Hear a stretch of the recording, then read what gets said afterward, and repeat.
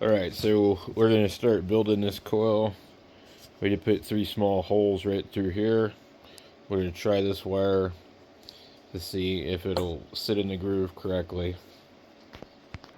I guess I'll start with a really small drill bit. Let's see. I don't even know if my drill can hold this bit. Okay. I think this bit's about the gauge of the wire.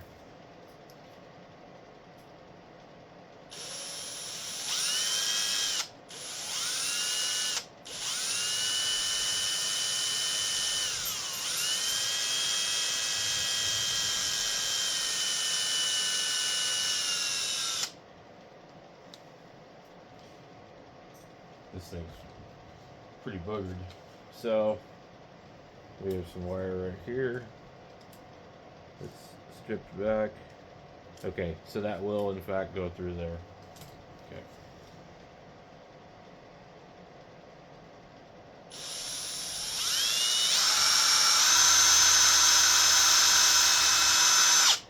And the reason that you have 3 holes is so that you can put a loop in there to lock it in.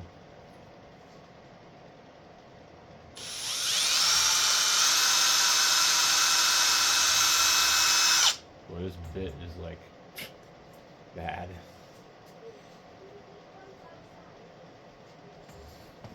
So, we'll be back when we start winding it. Alright, so I'm on a different project today. So this is a motor that we take apart. You can make a lot of antennas out of one of these. And so it has all these paper coils in here, spacers, and you gotta bang them out. And then once you do that, then you have this other stuff. You can, at that point, probably unwind most of this. So we're gonna go ahead and see how much of this can we get loose. So sometimes they'll shellac the hell out of these.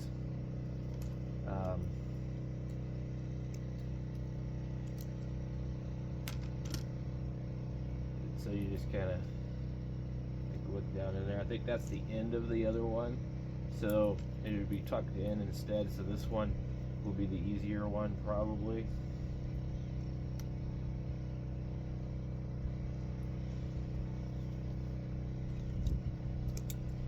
So watch came with that. I really wanted to do this outside because it's actually pretty nice today. I'm like, I don't want to be inside. So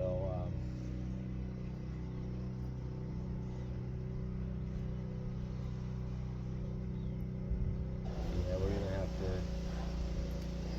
try and pull it in between here maybe. It doesn't look like it's going to want to go, so we don't care too much about the insulation on the wire because we have to strip it off anyways for our coil. If you're going to use it for like a regular antenna, it might be nice to have it insulated. So I've done this a few times before. It's, you know, kind of a pain, but when you get it all off of there in the end, it'll be worth it. But some people might not have the patience to do it, so if you don't have the patience to do it, don't do it. There's also these copper pieces in here I'm seeing, and they're like part of some other type of deal they had. But yeah, this one here is definitely going into the center part there, so this is going to be the one. We'll leave that one alone. So the one of interest is right here, and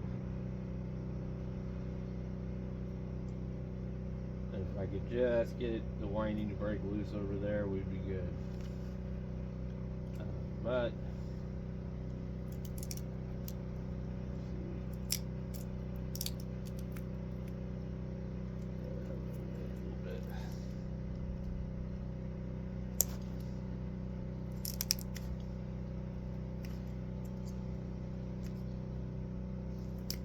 sometimes after you pull on it and fiddle around with it, you know, they start to come loose.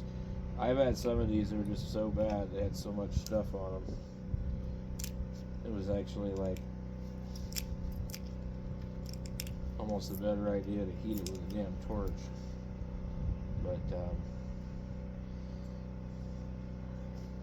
kinda.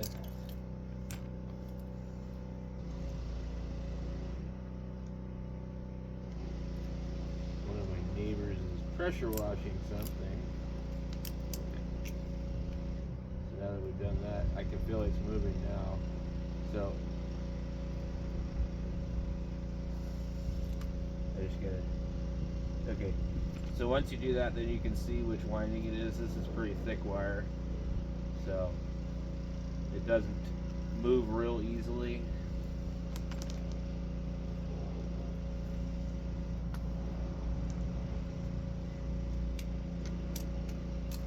See, there we go.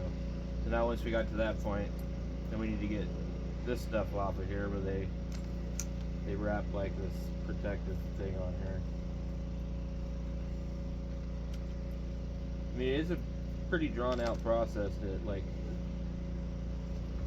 harvest the copper from one of these.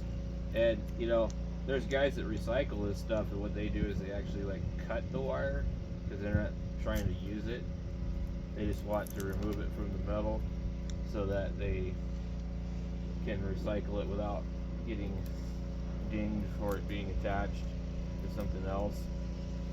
So see, now we got this one here, and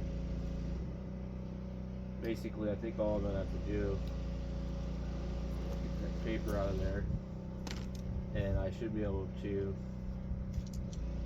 run this through here over and over until I get the amount of wire that I want off of here. So just come up through here.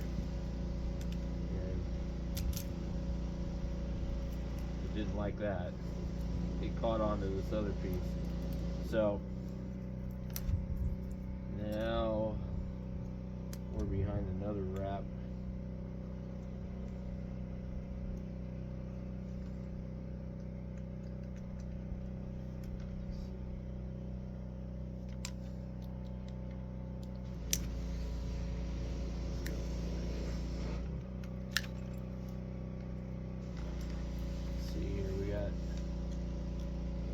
More paper form in here.